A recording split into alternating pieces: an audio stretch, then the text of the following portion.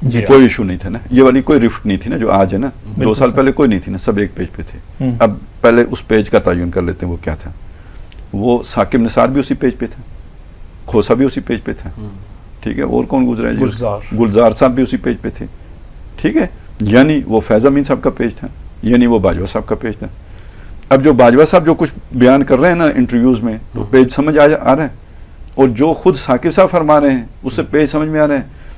مختصر یہ کہ کس کا پیج تھا, یہ وہ پیج تھا کہ جو پاکستان کو تباہ کر رہے تھے, اور ایک پیج پہ تھے, یعنی سارا پاکستان ایک پیج پہ تھا, یعنی جن کے ہاتھ میں اقتدار ہے وہ ایک پیج پہ تھے, یعنی اس پاکستان کا مکو ٹھپنا ہے. جیسے کہ کبھی آپ نے افغانی پالیسی کا مکو ٹھپا تھا, یا جیسے آپ نے کشمیر پالیسی کا مکو ٹھپا, ایسے ہی پورے پاکستان کا مکو ٹھپنا تھا. ٹھیک ہو گیا, اور یہ چیزیں بڑے آرام سے آگے بڑھ رہی تھیں. بس اب یہ جو جسے آپ کریں کہ فساد پیدا ہو گیا, جھگڑا ہو گیا, یہ رحمت ہو گئی ہے, نہیں تو ملک جا رہا تھا نا. یہ تو ایک ریزسٹنس شروع ہوئی ہے اندر سے. میں بالکل یہ نہیں کہتا کہ مجاہد ہے شہباز شریف, میں کسی اور کے بھی مجاہد ہونے کا نہیں کہہ رہا, لیکن کچھ ان کے اندر ایسی رفٹ پیدا ہوئی ہے کہ جس کے نتیجے میں وہ جو پیج تھا وہ پھٹ گیا ہے. ٹھیک ہے, یہ اللہ کا کام ہے, کیسے ہوا ہے, ہو سکتا ہے ان کے مفادات کا ٹکرا ہو, لیکن یہ پاکستان کے لیے فائدہ مند ہو گیا. وہ جدھر جا رہا تھا ادھر جانے سے رک گیا. اب یہ سنبھلے گا, یہ ایک سنبھالنے کی کوشش تو ہو رہی ہے بھائی, معیشت بھی سنبھل جائے. اچھا, یہ الیکشن کا ڈیلے کے پیچھے بھی سارا اصل میں یہی چکر ہے, معیشت کا چکر ہے. آج اگر آپ الیکشن کا اناؤنسمنٹ کر دیتے ہو تو آپ کسی, یعنی جو گورنمنٹ بنے گی وہ کسی کے ساتھ معاہدہ کرنے کی پوزیشن میں ہے, جو انٹرم گورنمنٹ جی 3 مہینے والی, یعنی یہ اب وہ نہیں ہے. پہلی بات یہ ہے. دوسری بات یہ ہے کہ آپ کی معیشت کے اندر 3 مہینے گزارنے کی سکت ہے. ادھر ایشو یہ بنا ہوا ہے کہ بھئی یہ ابھی اس لیے بھی نہیں ہو سکتے کہ یعنی کچھ تھوڑا معیشت کا جہاز جو ہے نا وہ اس کی سموتھ سیلنگ شروع ہو جائے, پھر ہم یہ کریں.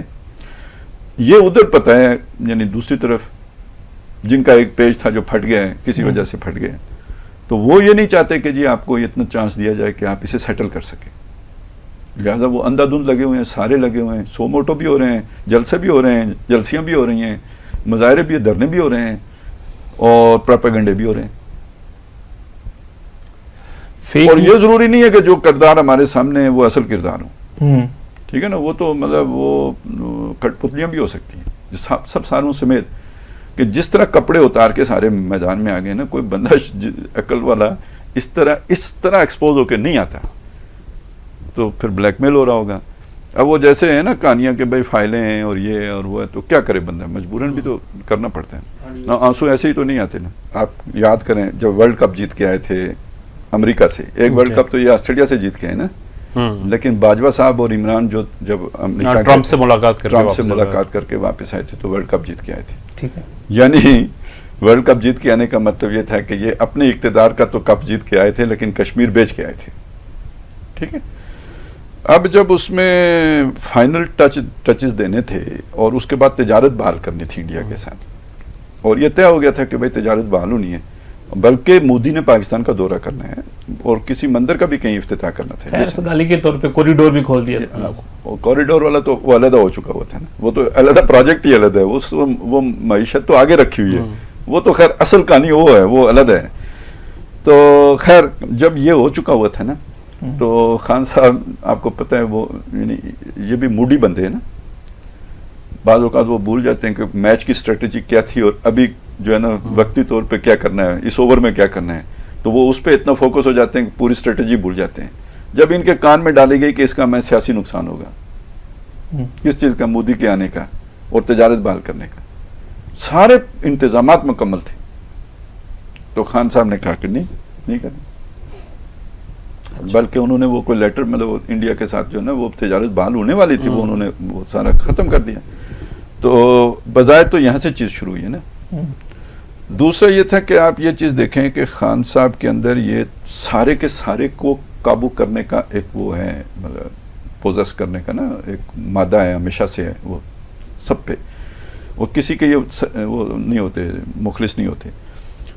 تو انہوں نے باجوہ صاحب کے حوالے سے ان کو بلیک میل کرنے کے لیے یا ان کی فائل بنانے کے لیے بھی کچھ انتظامات کیے تھے.